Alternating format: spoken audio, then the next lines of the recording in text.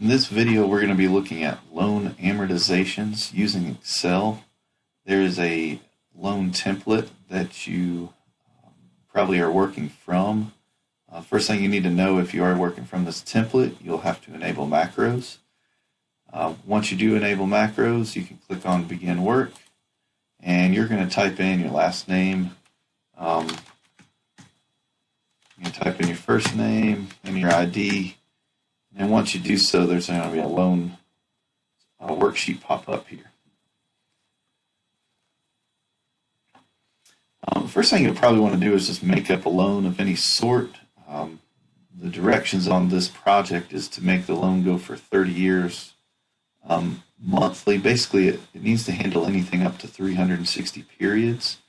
So the easiest way to do that is go ahead and make this loan go for 30 years. Monthly. Now, PY stands for periods per year or payments per year, so we're going to say 12 periods per year. Then just to make up a rate, we're going to do a 4% interest rate.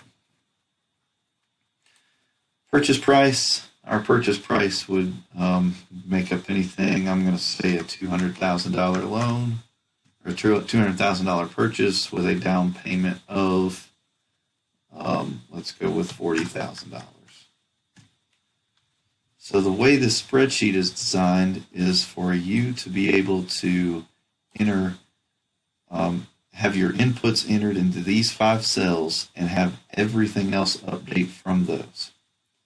Now there is a little bit of formatting that you can look into. So I'm just going to quickly format those to accounting format. Your interest rate, well, FI, when you do your formatting on interest rates, it will round to 2 decimal places, but I said you probably want to do 3. I'm not going to go over a whole lot of formatting in this video outside of that little bit. I want to mainly focus on the loan. So in this case, if you buy something for $200,000 and you put $40,000 down, then you would have to take out a loan for the balance of it. You don't want to type in a number. Everything needs to be cell references. So every formula in Excel has to start with an equal sign. So we got equals, and I'm going to type this cell minus this cell. That way, no matter what's in those 2 cells, the loan amount updates.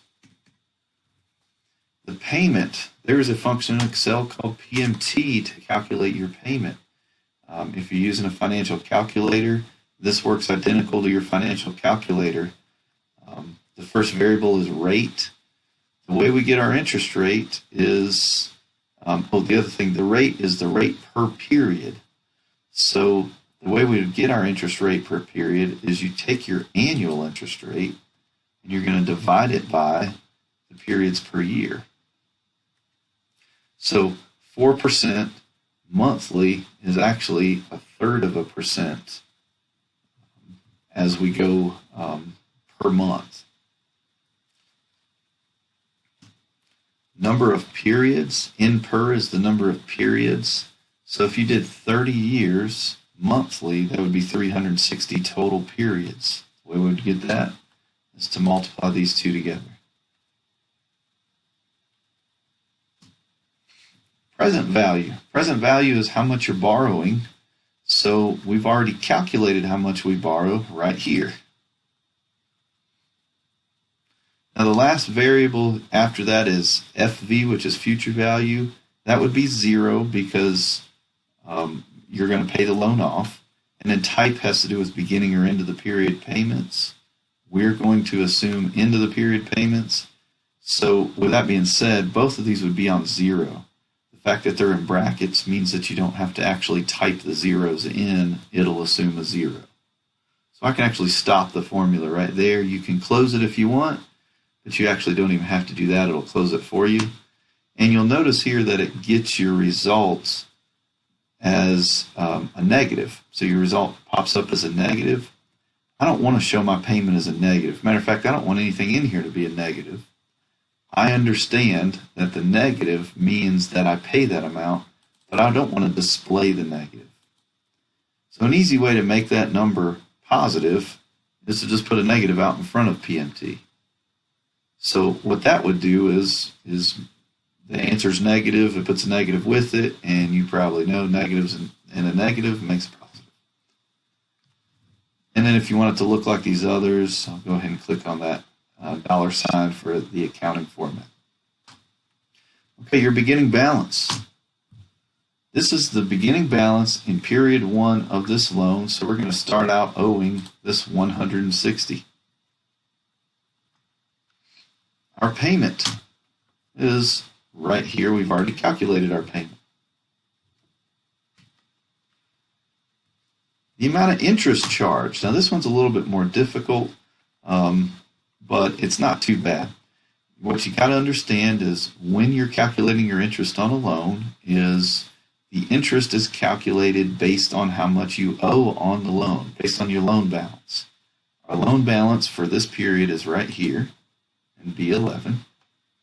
And I'm going to multiply that by our interest rate.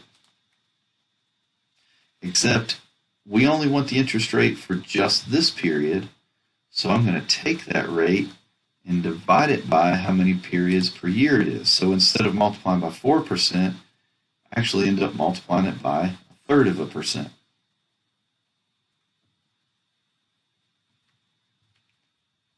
Principal repaid. What we have shown here is when I send in this payment of $763, the bank is going to take $533 out of it for interest, which means that the rest of it, the other about $230, is going to go to reducing my balance or reducing the principal portion of my loan. So to get the amount that it reduces, I'm going to take my payment and subtract out the interest. The rest of it goes to reducing my balance. So the other $230 reduces my balance. My ending balance. My ending balance is how much is left, how much is still remaining after I make this payment. Now, a really common mistake here is to take the beginning balance and subtract the payment out of it. However, don't forget, part of your payment goes to interest. So the only part of your payment that goes to reducing your balance is the principal portion. So your balance of $160 gets reduced by the principal repaid column, and that leaves you with $159,769.47 as your ending balance. Then I'm going to carry that down to the next period. So my next beginning balance is the previous ending balance. Pretty straightforward. Now we need to talk a little bit more about the Excel features. You could, hopefully you could kind of tell how I was selecting the cells there. And this one I just said equals, clicked on a cell I want to reference. You've probably had that before. But let's talk about copying. So when you copy a formula down, if I copy this B8 down, first of all, the way I'm going to copy it down is I'm going to click and drag on this bottom right corner. It's called the fill handle. And when I do that, you can see that the B8 changed to a B9. That B8 is what's known as a relative cell reference. So as I copy it down, the positioning of what I'm referencing also moved down. So B8 changes to B9. Well, that's not what I want to happen here. What I want to do instead is I want to lock in B8 so that when I copy it down, it stays on B8. The easy way to do that is, if you have a PC, is to hit F4. So I'm inside the cell. I'm right after the B8. I'm going to select F4. And you'll see it puts dollar signs in here. If you have a Mac, you can do Command T. Anyway, that puts the dollar signs in, and that will lock in cell B8 so that when I copy it, it will stay on cell B8 as I copy it. So now before we copy these formulas down, we need to go into each of these and see if we need dollar signs. In other words, when we copy it down, is there anything that we need to lock in? Is there anything we need to make an absolute cell reference? Well, this next interest column, or this next interest row here, next interest cell, would be calculating interest based on our new beginning balance. So this one is calculating it based on B11. This cell would calculate it based on B12. So as I copy this down, that B11, I want that to change to B12, which means don't put dollar signs on that. However, let's look at this B5 and B4. If I were to copy this down, B5 and B4 change to B6 and B5. I don't want that to happen. Now B12, that one moved down like it should have. So my interest in the second period is based on my balance, my beginning balance in the second period. So this B5 and B4 changed to B6 and B5. Basically, they both moved down one row or one cell. So what I want to do is, before I copy it down, I want to lock in only the B5 and B4. Again, what you do for that is you click on them. In this case, I've highlighted them. Hit F4, lock them in, and now I can copy them down. Click and drag on the bottom right corner. And now I have my interest for the second period. And here's what the formula looks like. So now I'm going to have to do the same thing for these other two. How do I get the amount of principal that was repaid? Well, I take my payment, I subtract out my interest. Well, I want to do that for every single row separately. So when I do my principal repaid in the second row, I'm going to take my payment minus my interest, but for the second period. With that being said, I do want those to copy down, so I'm not going to use dollar signs. All right, my ending balance. My ending balance is my beginning balance this period minus my principal repaid this period. When I copy it down, I want my beginning balance and my principal repaid to move down, so I don't need dollar signs on either of those. So I'm going to copy that down, and there's the formula for that cell.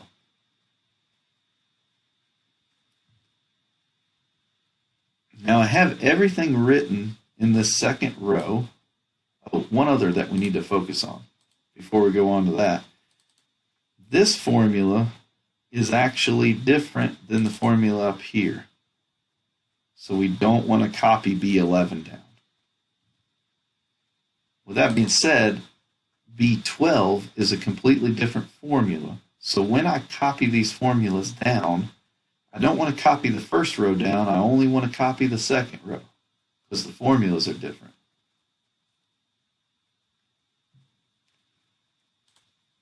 The other formula I'm going to put in here is I want this period cell, A12, to be 2.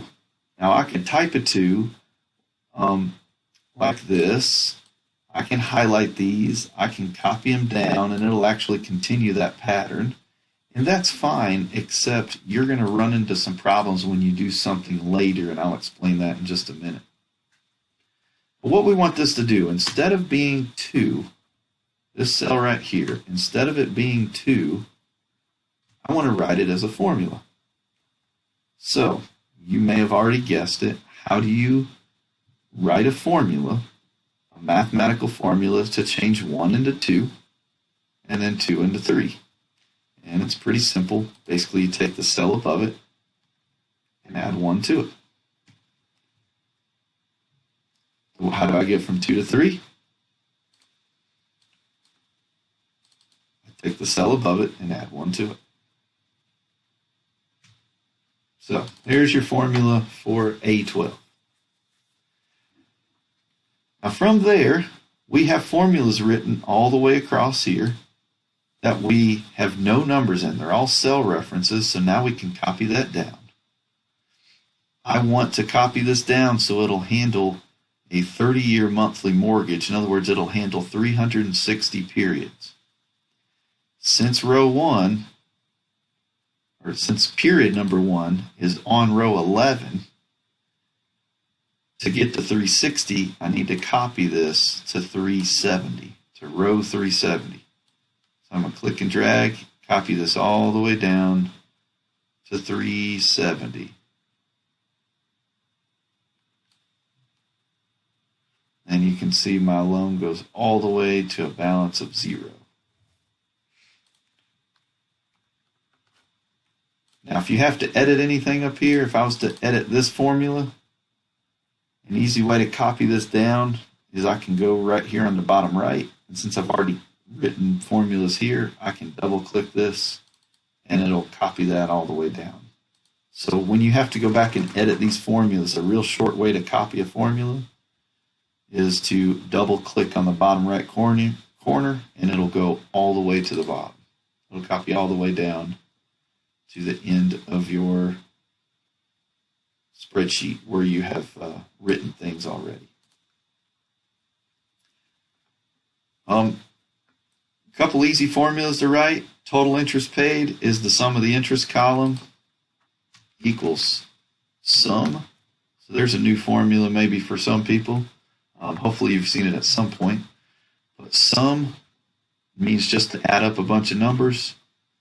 I want to add up this column.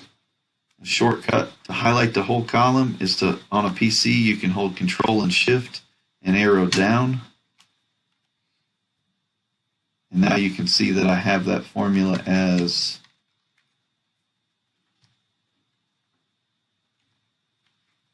the sum of this entire column. Total amount paid, you can basically do the same thing. There's shortcuts on how to do this too. But one way to do it is to add up the payment column. Add up the payment column. And a lot of people stop there, but don't forget there's one thing that you've paid that you don't have included in this payment column. That thing is your down payment.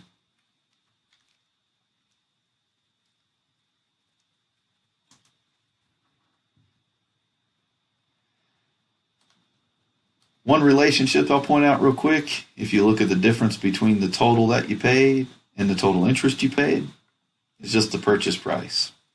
So if you pay for it, but it's not interest, it must have been what you bought.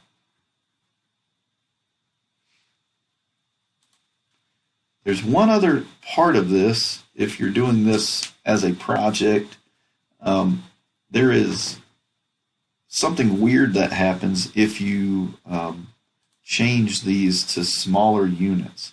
Now, first of all, one I want to point out is as I change these inputs, if I make this a $50,000 loan and I put $3,000 down, everything down here updates with it.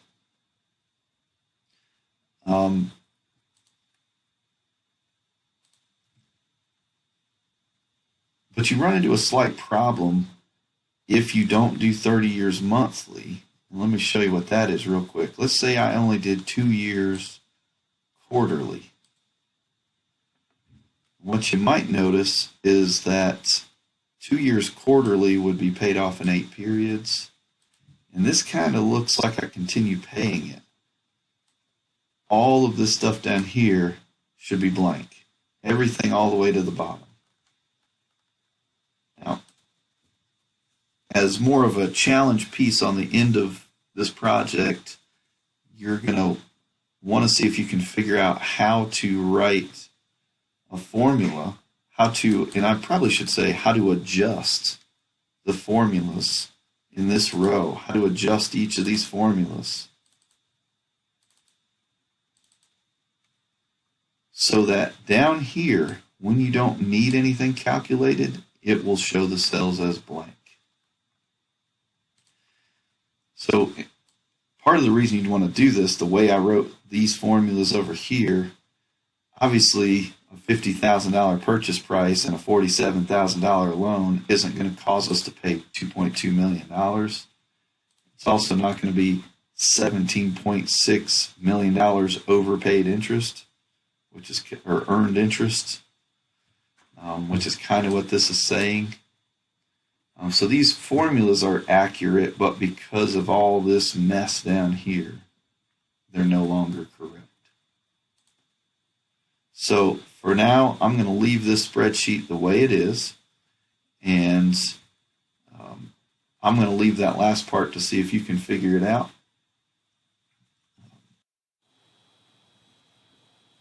Okay, once you write the correct if statements, you will notice that the bottom portion of your amortization is blank. So if I scroll through here, you can see this is now blank.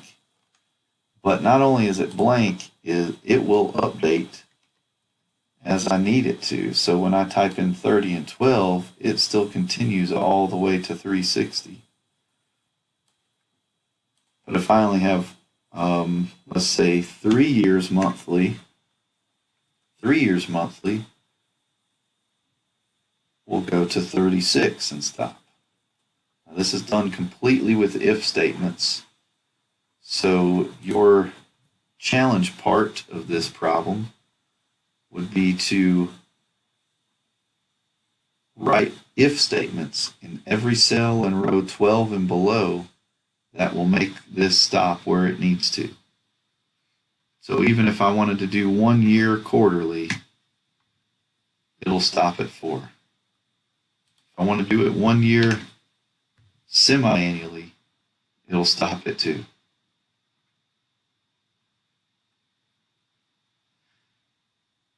I hope this video is helpful. This kind of explains what it needs to look like. Hopefully you'll enjoy playing around with the logic to see if you can make the cells disappear as shown here.